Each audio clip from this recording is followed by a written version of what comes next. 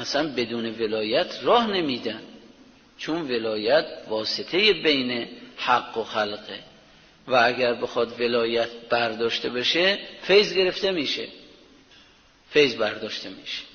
اینه که اگر ما فرض مثلا مثل بحث آقا علاقمندی شدید نشون میدیم برای اینکه این راه ارتباطی با ولایته،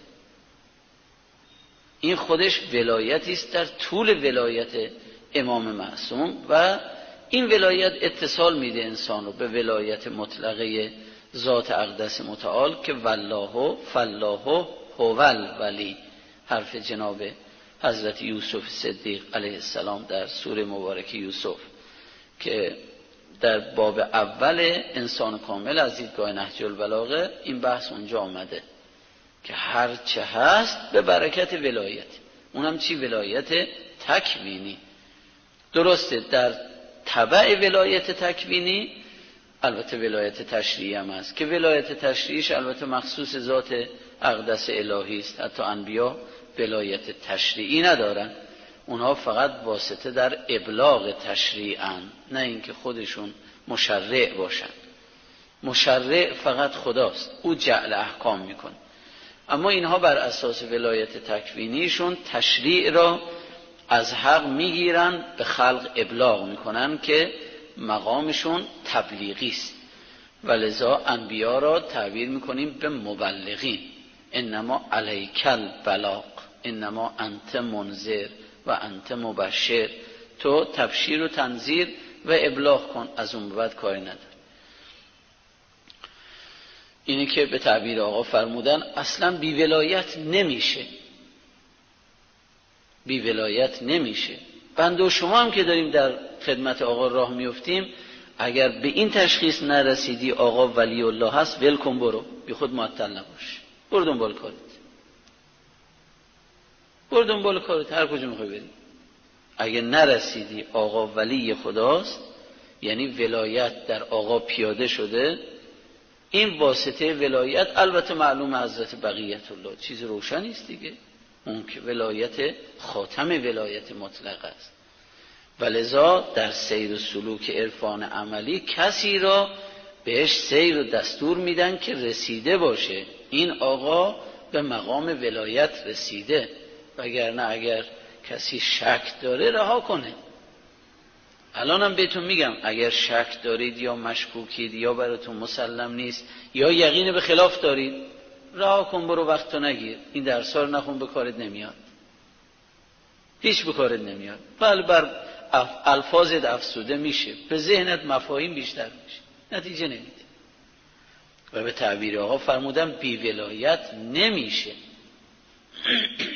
پیرارسال که این رساله زبرجدیه رو نوشتن و یکی از انگیزه هایی که ما گفتیم این رساله رو در ماه رمضان داشته باشیم برای اینکه بشه به ولایت نزدیک شد واقعش، که وقتی این رساله چون اونطور که برستون رسوندم، خب واقعا در چند سال اخیر به حریم ولایت اهل بیت تجاوز شده، تا جایی که دیگه در کشور ما رسما تو دانشگاه بر علیه امیرالمومنین مقاله بنویسن، بر علیه ولایت آقا مقاله بنویسن. اینا شوخی که نیست آقا، نمیشه گفت 4 تا بچه اینقدر کشور پس تنزل پیدا کرده که 4 تا بچه میتونن بچگی کنن. بالاخره گفت که اگر لایق نبودیم که اینجوری به ما نمیدن، که هر کسی لایق هر چی باشه گوشش همونو میشنوه. یه جایی به تنزل پیدا کرده که این حرفا توش مطرح میشه، همچون نمیشه. درسته از جنبه ظاهری میگی و حالیم نبود، من یه برداشتی کردم از حدیث، نه اینجوری نیست، این طوری نیست.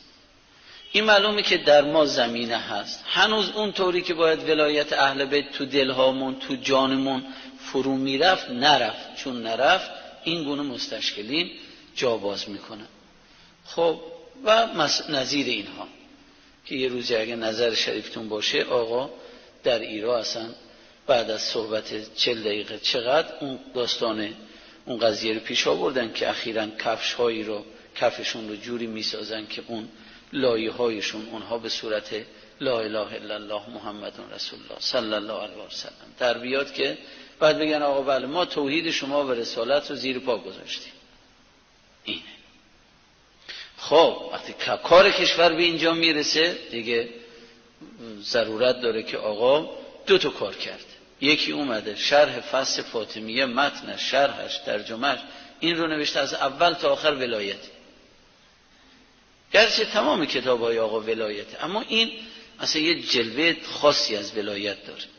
و یکی هم رساله زبرجدیه که خدمتشون همون روزی که تمام شده بود و میخواستن غروبش گویا برای اینکه زیراکس بگیرن و بفرستن برای کنگره برگزاری تجلیل از مقام امام سجاد و صحیفه سجادیه در سوریه، اونم چی؟ تمام دانشمندان سنی مسلک جهان هم اونجا جمع شدن. آقا هم شروع کرده به این رساله، از همون اولش هم شروع کرده از امیرالمومنین به نام حضرت وصی نام بردن. اینطور ولایت. وقتی رساله تمام شده یکی از عزیزان خواب میبینه که صحنه نماز جماعت برقرار میشه و حضرت امام زین العابدین سید الساجدین علیه السلام با آقا میفرما شما با جلو وایسید، ما پشت سر شما نماز بخونیم. چون هیچگاه در هیچ جای عالم این ضابطه است. هیچ جای عالم نمیشه که معصوم یعنی ولی خدا پشت سر غیر ولی نمیتونه نماز بخونه. اصلا نمیشه، راه نداره. ولذا باید ولی خدا باشه که تا امام ولی دیگر بشه، وگرنه نمیشه.